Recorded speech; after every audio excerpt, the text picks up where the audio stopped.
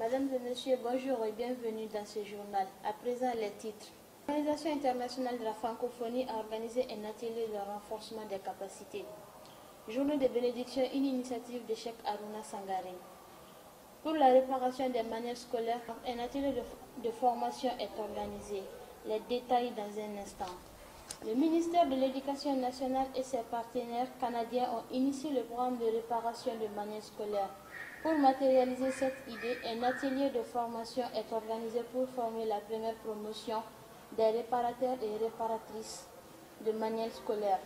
C'était ce matin au lycée technique de Bamako, en présence des responsables de l'éducation au Mali. Reportage Kadiatou Maïga. La formation des élèves et des étudiants est au cœur des préoccupations des responsables en charge de l'éducation au Mali.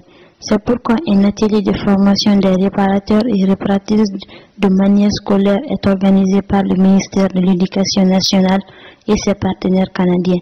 L'objectif est de former des entrepreneurs. Je voudrais par ailleurs, au nom du gouvernement de la République du Mali, remercier nos partenaires canadiens pour l'appui financier et l'accompagnement technique de qualité qu'ils apportent au programme DCRS. Associé à ces félicitations, les participants et participantes à cette session de formation qui ont bien assimilé le module sur l'entrepreneuriat et celui portant sur les cadres techniques de réparation de Mali, ce qui leur a permis, durant les formations, de réparer dans le cadre des activités pratiques plusieurs dizaines de manuels abîmés collectés dans différentes écoles de l'Europe. Le Mali, qui assure la formation des Maliens. Cela est intéressant. C'est que ce programme a déjà atteint ses objectifs. Parce qu'aujourd'hui, c'est les Maliens qui font de l'argent de première. Alors cela ne peut pas se faire si l'approche nationale à travers la fusion de ce n'était pas appliqué. N'avons pas joué pleinement son rôle de leadership. Je voudrais avoir une chance. Le programme couvre déjà les régions de Kaï, Koulikoro et Sikasso. Il s'étendra progressivement à toutes les académies d'enseignement du Mali. Le programme de développement des capacités en réparation des manuels scolaires participe à l'amélioration de la qualité de l'enseignement, apprentissage et contribue à la réduction du chômage et de la pauvreté.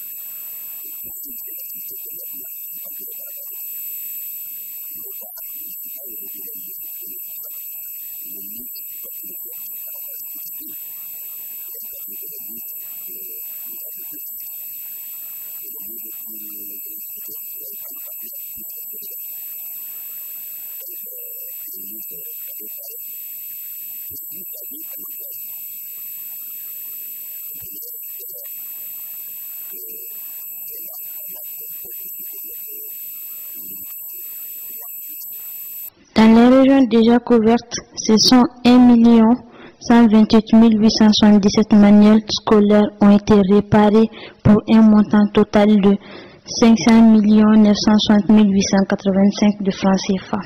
L'achat du manuel neuf aurait coûté à de 3,652 milliards de francs CFA. C'était à l'hôtel Radisson ce matin. L'Organisation internationale de la francophonie a organisé un atelier de renforcement des capacités et l'élaboration du manuel de lecture pour les élèves de la 5e année. L'objectif est de promouvoir la langue française et des langues nationales avec les 8 pays de l'Afrique subsaharienne. Reportage Kassim Diallo. Pour promouvoir la langue française, l'Organisation internationale de la francophonie décide de s'appuyer désormais sur les langues nationales des pays. L'initiative École et langue nationale élan de l'EIF, copilotée par l'Agence française de développement, l'Agence universitaire de la francophonie et le ministère des Affaires étrangères français organisent un atelier de renforcement des capacités et l'élaboration du manuel de lecture de l'élève de la 5e année. L'initiative Élan est une offre francophone à travers laquelle l'OIF et ses partenaires, notamment l'Agence française de développement, l'Agence universelle de la francophonie et le ministère des Affaires étrangères de France apportent son appui sur les plans techniques et financiers à des pays d'Afrique subsaharienne pour la mise en œuvre d'activités d'éducation bilingue. Il est de ce point de vue important de rappeler que c'est à Bamako, ici à Bamako, capitale du Mali, qu'a eu lieu, il y a de cela un peu plus de 5 ans, la cérémonie officielle de lancement de cette initiative, ici même dans ce magnifique cadre que celui de l'hôtel. Cet événement important a été rehaussé de la présence des premiers responsables des ministères de l'Éducation nationale des 8 pays de la première phase, aux côtés de M. l'administrateur de l'OIF de l'époque, ainsi que des représentants de l'AFD, de l'AUF et du ministère des Affaires étrangères de France. L'objectif du programme Élan est de garantir un enseignement bilingue dans la langue nationale et en français. Le programme Élan se déplace sur 8 pays d'Afrique subsaharienne francophone: Burkina Faso, Cameroun, Mali, Niger, République démocratique du Congo, Sénégal, Bénin et Burundi. Le Mali se réjouit d'accueillir aujourd'hui l'atelier régional d'élaboration du manuel de 5e année du primaire selon l'approche Élan de la lecture et de l'écriture. C'est à la fois un honneur et une joie quand on sait que l'initiative Élan a été lancée ici à Bamako en janvier 2012 et qu'aujourd'hui, les premiers élèves de cette passionnante aventure sont en 5e année du cycle fondamental. Le chemin parcouru a été ardu, mais qu'à cela ne tienne, les résultats sont pertinents et suscitent beaucoup d'espoir, tant il est vrai que la lecture et l'écriture demeurent la trempe de lancement des autres apprentissages. Il faut noter que sur les 4,5 millions d'euros alloués au programme Élan pour les 3 prochaines années, 350 000 euros seront affectés à chaque pays pour des frais de fonctionnement, de recrutement et la formation sur place. Le Palais des Sports a abrité ce matin la journée de bénédiction sous la présidence du guide spirituel du Sénégal, Cheikh Aliou Cissé, grand imam de Kaolack. Cette journée de bénédiction est organisée par le mouvement pour l'union des Maliens, à la tête le calife Cheikh Harouna Sangaré. L'objectif est d'instaurer la paix au Mali. Reportage Kadiatou Maïga. C'est dans le souci de stabiliser le Mali que le calife Cheikh Harouna Sangaré a organisé une journée de bénédiction sous la présidence du guide spirituel du Sénégal, Imam Cheikh Tidiane Aliou Cissé. L'objectif est de tenter d'autres voies alternatives pour la paix définitive au Mali.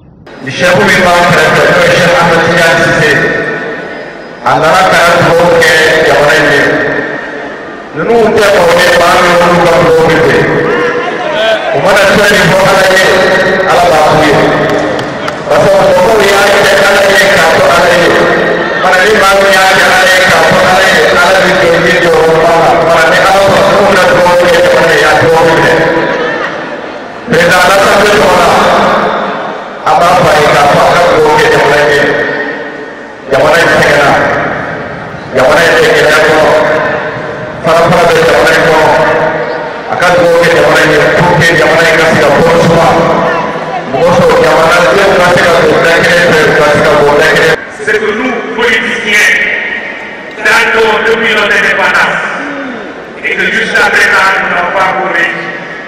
C'est l'intégration.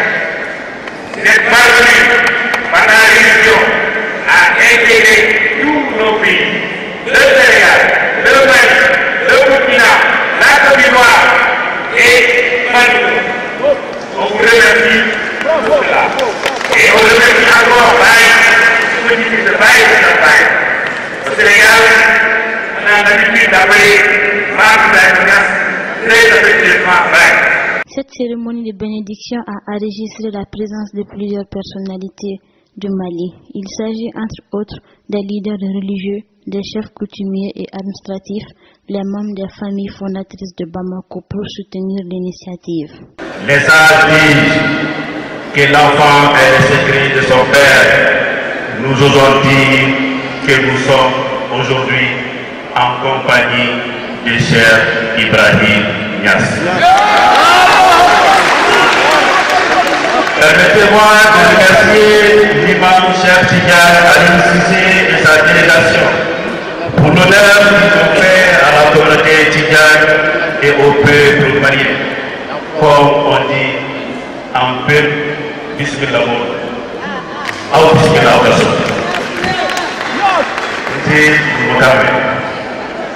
Vous conviendrez avec moi, chers invités, que quand un individu d'une telle dimension se déplace avec nous, vers nous, malgré l'énormité des charges qui lui incombent, nous estimons que nous passons du coup du rêve à la réalité.